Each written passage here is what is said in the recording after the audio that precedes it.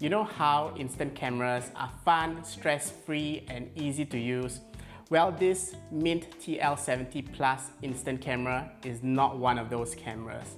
It is a camera that tests your skills as a photographer, it makes you question your life choices occasionally, and it really pushes your patience. This camera, when it does work, it does take some decent images, but I can't say I'm in love with this camera, so let's review it.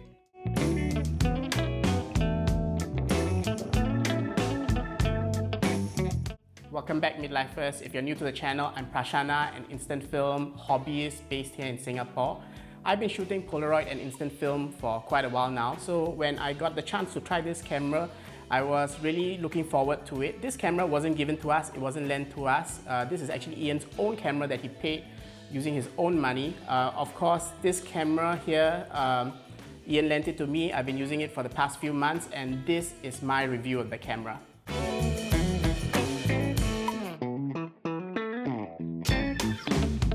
When you unbox this camera, you realize that this has a very unique design. It's a twin lens reflex camera. That means that it has one lens for viewing the image and another lens for actually taking the image. This camera takes instax square images, and having a TLR design, it has this unique waist level viewfinder that you use to compose your images. Of course, being a TLR, it's not a point and shoot. It really requires a lot of skill to use, and it will take some time getting used to this camera.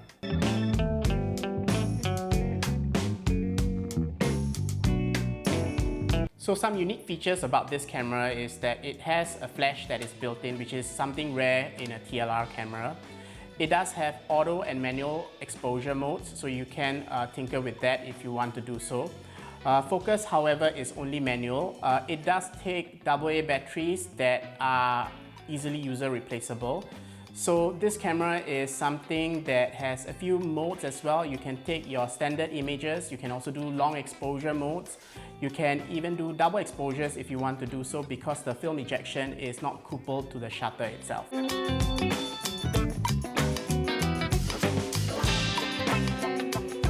So the unique thing about the TL70plus camera is its glass lens. So most Fujifilm Instax cameras, they have an inferior plastic lens. This has a very nice sharp glass lens, but if I have to be truly honest with you, this camera will drive you nuts.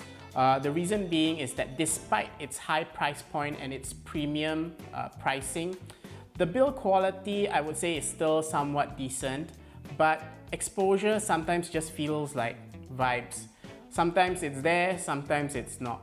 Focus is also extremely difficult to see on this camera. Often at times when I use the waist level viewfinder to focus my images, I can't really nail pinpoint sharp focus.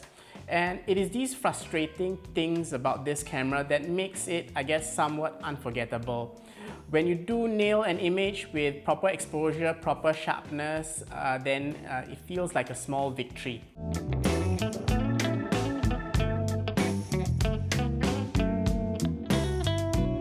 So you might be wondering, who is this camera for? Well, I would say this camera isn't for beginners. If you're the kind of person who wants to pick up the camera and take an image and have perfect, well-exposed instax images, this camera is not for you. This is like buying a manual transmission car and then wondering why it doesn't drive itself. This camera is all about the process. So if you're the kind of person who loves a challenge, who likes the failures, who likes tinkering with film photography, then this might be the camera for you. It's basically like therapy for those people.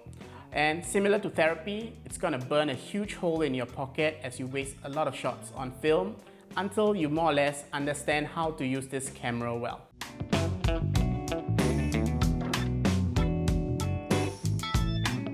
So the amazing thing about this camera is its glass lens.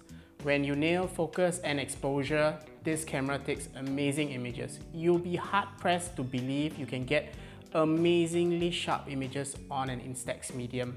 But these are its flaws as well, and its greatest weakness. Nailing focus is incredibly difficult. You can't really have images snap into focus like what you have on other TLRs. There's always this uncertainty, especially when you're focusing with this camera. Exposure is also all over the place. Whenever you use this camera, you're going to have underexposed images, overexposed images, so you better carry an external meter around. The last thing that I really don't like is there is a need for the external ND filters.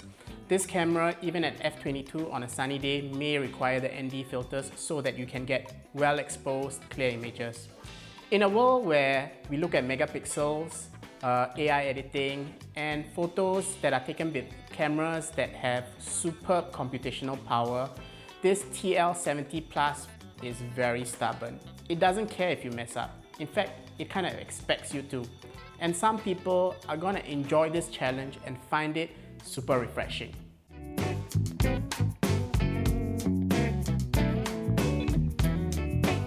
So here's my takeaway. The MiNT TL70plus isn't just any ordinary camera. It's like being in a relationship. There's gonna be ups and downs, it's gonna be complicated, there's gonna be frustration here and there.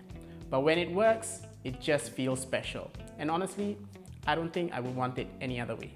So if you like this review, you might like our other reviews of instax cameras, such as the Instax Mini 99 and the Lomo Instant Glass cameras that we reviewed on previous episodes before. And do remember to like and subscribe, and I'll see you in the next episode of Midlifers.